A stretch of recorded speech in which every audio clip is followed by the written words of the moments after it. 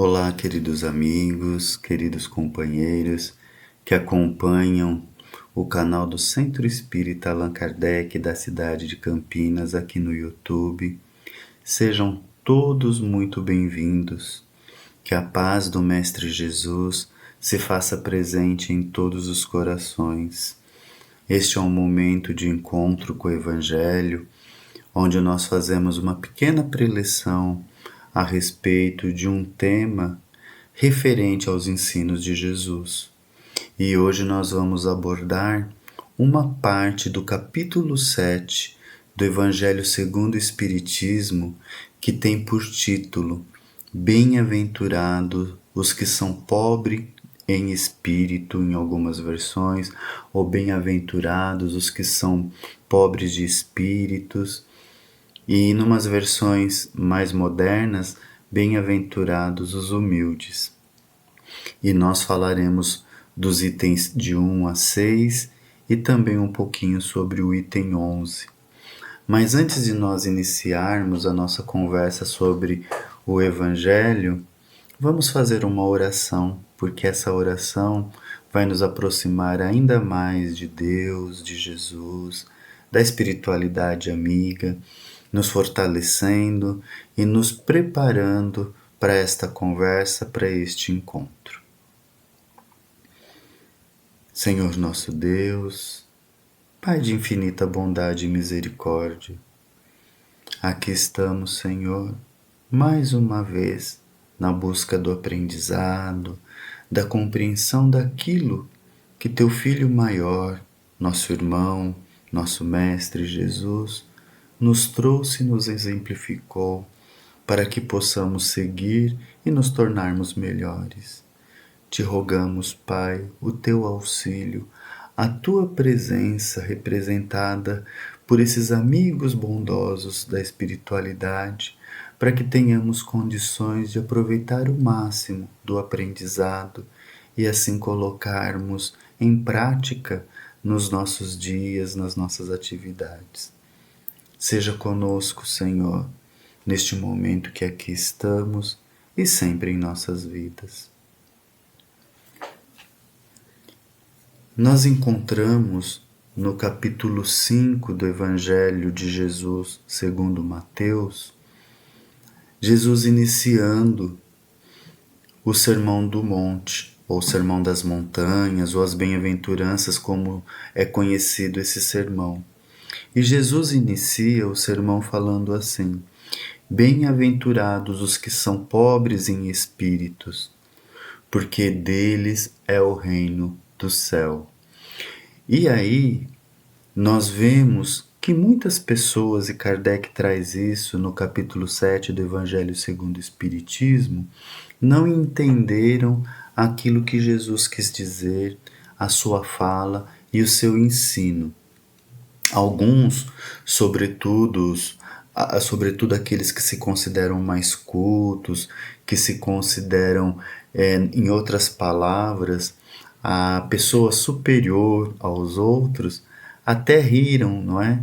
Não entenderam, zombaram dos ensinos de Jesus, porque não consegue ter a compreensão daquilo que Jesus quis dizer com esses ensinos.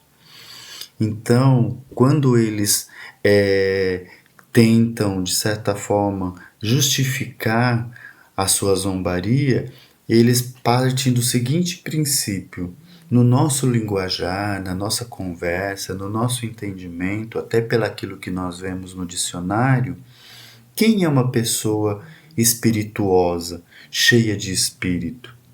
É uma pessoa culta, uma pessoa alegre, que faz os outros rir, é uma pessoa que acolhe, né? É uma pessoa que tem postura, posição. Então, o pobre em espírito, ou o pobre de espírito, seria o contrário disso. Aquela pessoa que não tem graça, no linguajar mais vulgar, que não tem eira nem beira. Então, nesse entendimento, como Jesus vai dizer que esses que não têm eira nem beira são os mais felizes? Então eles não conseguem ter essa compreensão e zombam da fala de Jesus. Acontece que quando Jesus disse essa frase, esta colocação, Jesus estava se referindo àqueles que são humildes. Em que sentido? Vejam, quem é pobre em espírito do ponto de vista da elevação espiritual? Todos aqueles espíritos que ainda não galgaram o conhecimento necessário para estar num patamar superior. Por um olhar, por uma forma de dizer, todos nós somos pobres em espírito. Mas ao olhar de Jesus, esse pobre de espírito, esse espírito pobre que ainda não se desenvolveu, que ainda precisa conhecer e trabalhar, experienciar muitas coisas para se elevar, esse pobre de espírito, ele precisa se reconhecer nessa posição, entender que ainda falta muito para o seu aprendizado, para o seu entendimento, para o seu conhecimento, e que necessita de estar amparado pelo Pai, para que possa então firme dar passos rumo ao seu progresso, ao seu entendimento.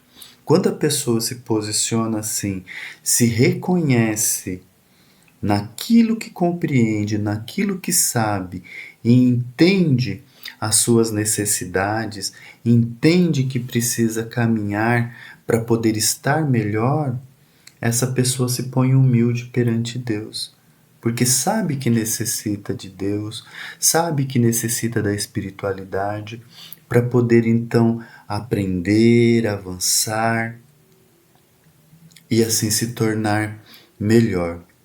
Alguns estudiosos dizem que na tradução real do que Jesus quis dizer lá em aramaico, também poderia se ter a noção de que aquele que se curva à vontade do vento, ou seja, aquele que se posiciona, se aceita ser levado, ser conduzido pelo Pai.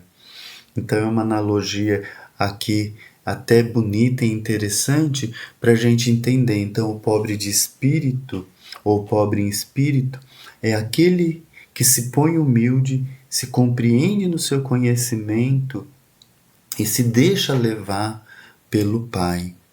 Muitos, não é? Não conseguem entender.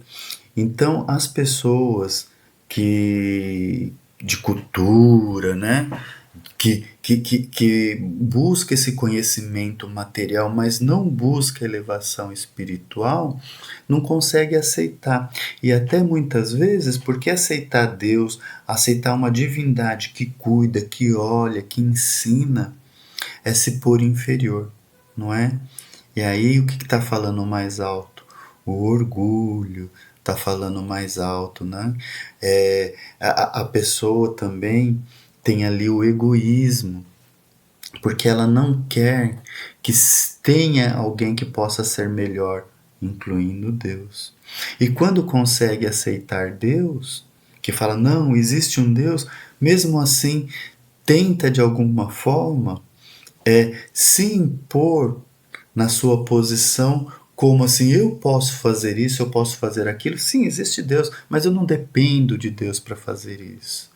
Né? Então, a pessoa ela até blasfema, porque ela se põe, se acha melhor, se acha em melhor condições e não quer então aceitar essa divindade, não consegue se pôr na condição de humilde perante o Pai. E aí a gente pensa em nós todos, né? Será que a gente está conseguindo se colocar humilde? Será que nós somos esses pobres de espíritos que que Jesus diz no seu sermão que deles é o reino dos céus? Ou seja, será que nós temos essa possibilidade de herdar esse reino? Sim, à medida que nos transformarmos. Enquanto mantermos em nós o orgulho, o egoísmo, a vaidade, todos esses vícios, nós ainda estaremos patinando no sofrimento, na dor, enlamados pelos nossos vícios, pelas nossas más posturas. Em resumo, estaremos no sofrimento, não é?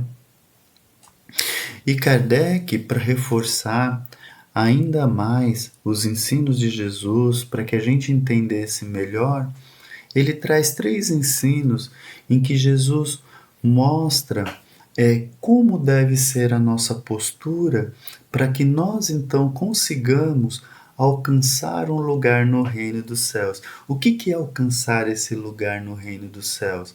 Nós entendemos que o reino de Deus é um estado de consciência, de elevação, não um estado físico, não é? Mas um estado de consciência, de elevação, é uma tranquilidade do dever bem cumprido, é a paz que a gente fala, que a paz de Jesus esteja com você. Então, quando a gente deseja essa paz, a gente deseja que essa pessoa tenha um encontro com o reino de Deus, ou seja, que essa pessoa ela consiga estar bem, cumprindo o seu papel, fazendo tudo aquilo pelo motivo que foi criado por Deus, que é se elevar, galgando degraus em degraus no aprendizado, na elevação, buscando a perfeição relativa, né? Porque perfeito só é Deus nas nossas palavras, e ajudando o outro nessa caminhada. Então, uma dessas narrativas, está lá em Mateus 18, 1 a 5, é quando os discípulos de Jesus perguntam assim: quem é o maior no reino dos céus? E aí como que Jesus responde? Ele chama para si uma criancinha e ele fala assim: vai ser maior no reino dos céus aqueles que se fizer como essa criança. E aí a gente entende a criança que ela, na sua simplicidade, na sua humildade, ela deixa-se levar pelo pai, pela mãe, não é? E aí a gente vê a representação de Deus nesses papéis. Então, porque, por exemplo, uma criança pequena, ela tem medo, ela corre para as pernas do pai, para as pernas da mãe.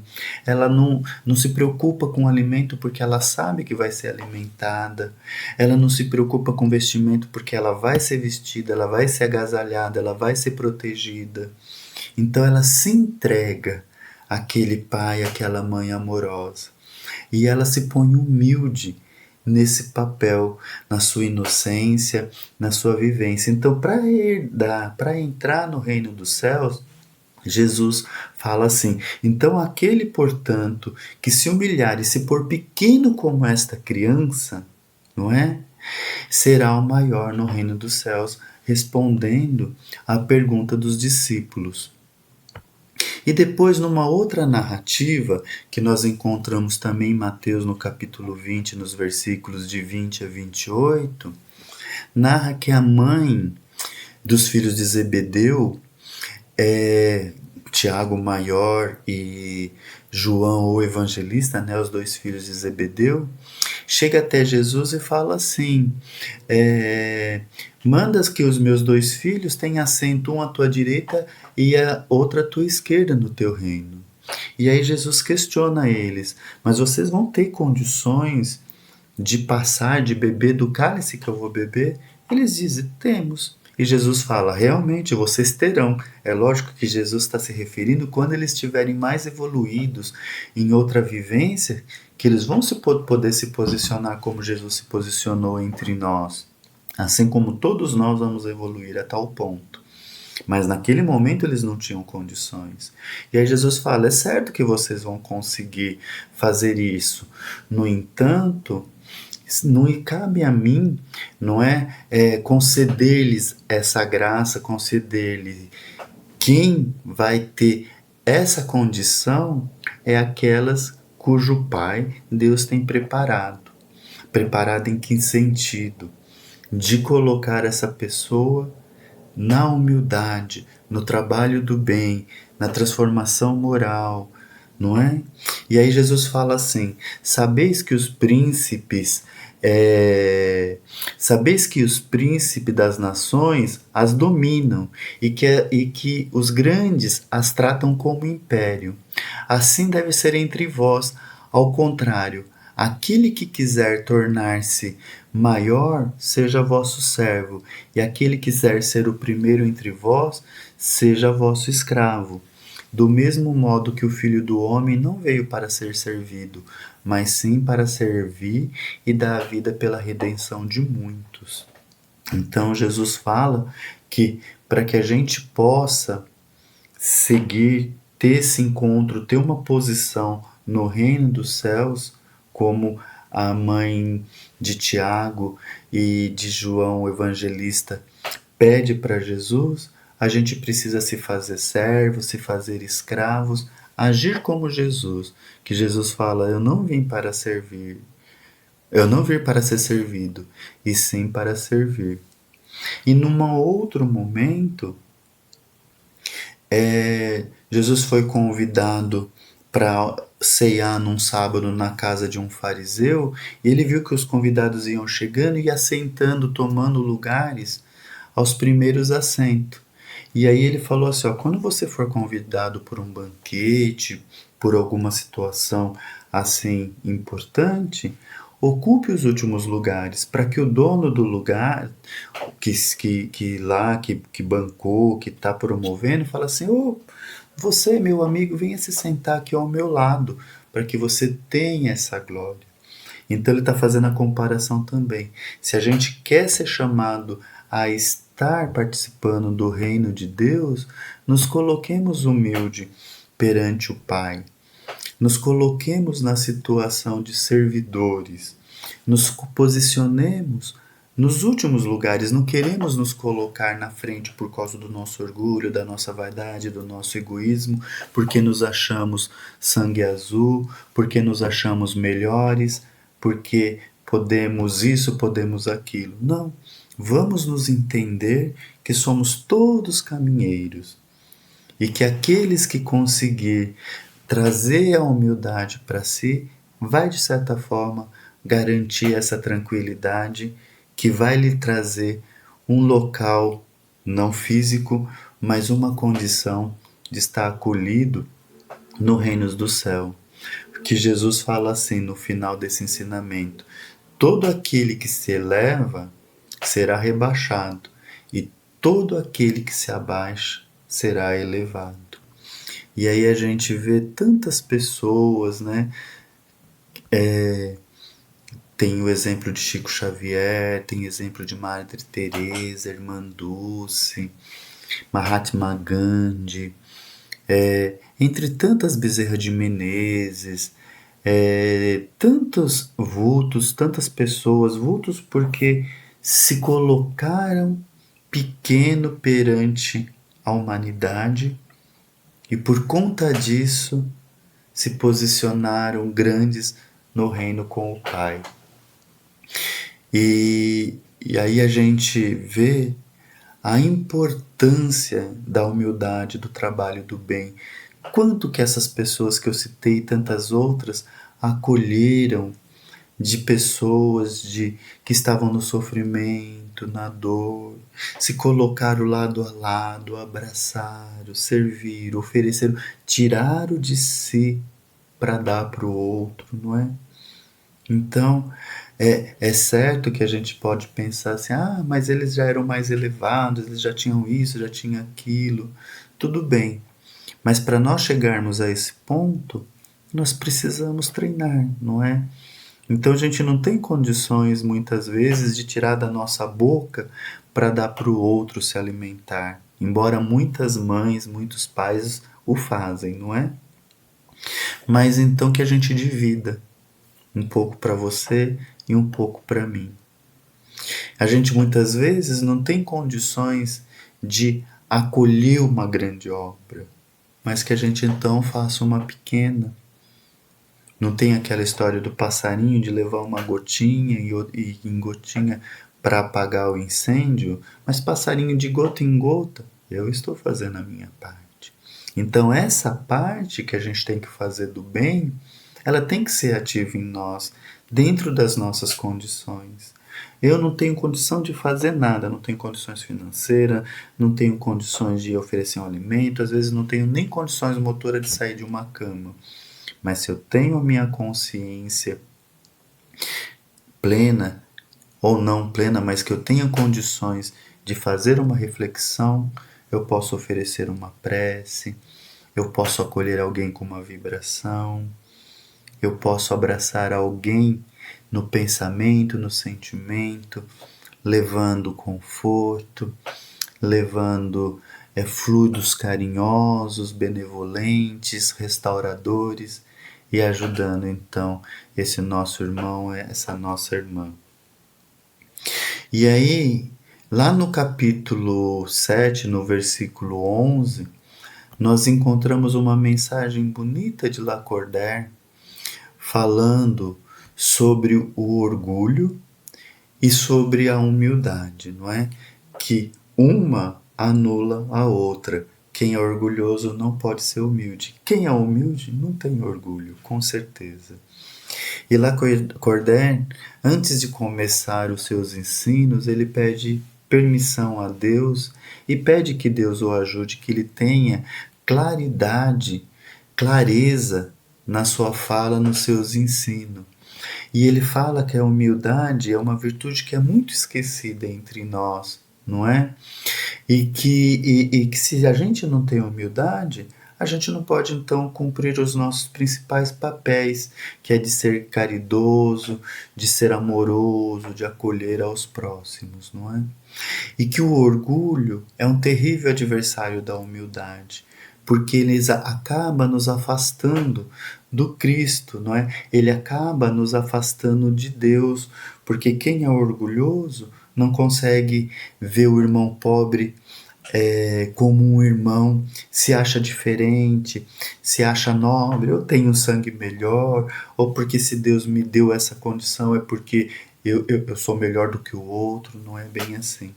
São experiências, inclusive, até mais difíceis, mas que a pessoa não tendo a compreensão acaba se comprometendo muito mais espiritualmente.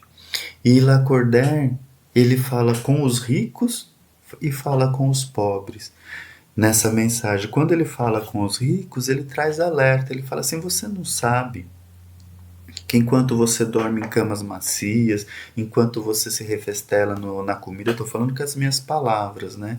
Tem irmãos que passam fome, passam frio, e são iguais a vocês, né? E aí ele fala uma coisa que é tão interessante, que às vezes isso bate em nós. A gente fica revoltado quando alguém nos cobra uma posição de bem. Ele fala assim: eu sei que eu estou falando isso pode te revoltar, pode te trazer uma situação aí de incômodo, mas é uma questão que a gente precisa avaliar, não é? Não existe nobreza de sangue. Todos somos iguais. Se fizer um exame de sangue, meu sangue é igual, ou é A positivo ou negativo, mas é vermelhinho, corre da mesma forma. Não tem sangue azul, não é? Não tem um sangue nobre. E ele alerta para essa realidade, porque vai levar muita dor, muito sofrimento. Lembra que Jesus falou, né? Aquele que se rebaixar será elevado, e o que se elevar será rebaixado. Jesus fala de forma contrária, mas é isso. Então, para a gente poder ocupar o nosso espaço no reino dos céus, nós precisamos buscar nos rebaixarmos do ponto de vista de sermos humildes. Então, Lacordaire lembra as pessoas que assim se posicionam, que talvez em outros momentos ele esteve numa situação ruim ou poderá vir a estar para poder ter o aprendizado que seja necessário.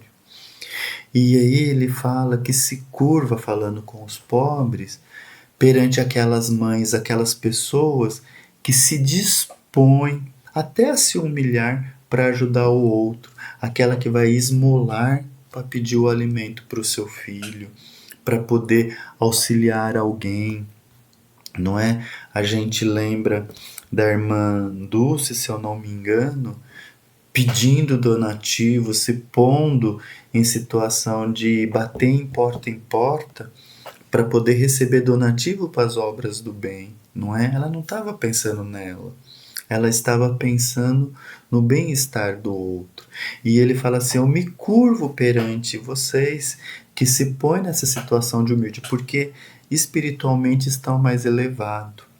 E aí ele traz um alerta que ele fala para as donzelas, né? Mas que pode ser para os donzelos, que pode ser para todos nós, que quando vê a riqueza, vê essas coisas luxuosas, essa materialidade que chama atenção, bate uma coisa assim que queria ter também, né? Viver os prazeres, viver os luxos, ter isso, ter aquilo. Ele fala: vocês não sabem quanta tristeza, quanto sofrimento, quanta dor está por trás de tudo isso. É melhor viver na tua humildade, no teu aprendizado, na tua vida simples, que isso vai te trazer menos problemas, menos dor e muito mais crescimento espiritual, não é? E aí ele fala que será que Cristo vai ser necessário que volte à Terra para reavivar todos esses ensinos, tudo aquilo que seja necessário para a nossa elevação, para a nossa transformação? Bom, é importante que a gente visite esse capítulo que fala da humildade, que fala do antagonismo à humildade, o orgulho, porque grande parte de nós ainda alimentamos esses maus sentimentos, ainda alimentamos esses vícios, não é?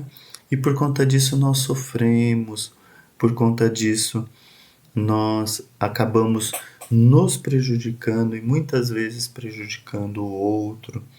Na nossa família, na nossa casa, quantas vezes nós não brigamos por orgulho, por sermos egoístas, por não aceitarmos a posição e a postura do outro, não é?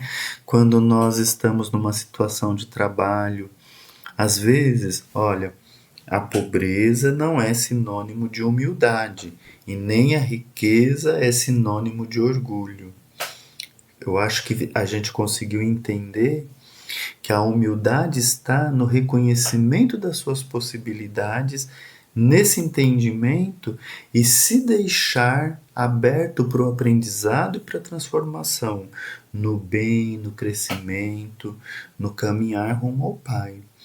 E o orgulho é aquele sentimento que nos estaca, porque nos deixa parado, porque nos põe numa situação que nós nos achamos maiores e superiores, e isso só traz sofrimento, dores, e a gente fica estacionado na escala do nosso progresso.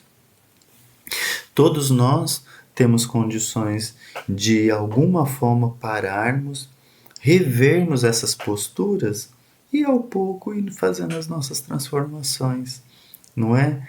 Não vai ser uma coisa que a gente vai mudar do dia para a noite, mas com certeza com um pouquinho do nosso esforço, com um pouquinho de perseverança, como vamos conseguir sermos pessoas melhores, nos posicionar melhor na vida, perante o próximo, perante os nossos familiares e desta forma estarmos também nos posicionando melhores perante Deus e teremos então em nosso coração a certeza que nós também seremos herdeiros do reino dos céus.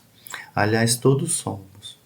O que nos faz distanciar desse estado de consciência é a nossa teimosia nos nossos vícios, nas nossas más tendências. Neste momento, então, vamos elevar os nossos pensamentos a Deus, a Jesus, aos amigos espirituais e vibrar. Primeiro pelo Centro Espírita Allan Kardec, que nos permitiu este encontro. Que essa casa possa continuar sempre oferecendo o ensino, o amparo e o amor a todos os que necessitem.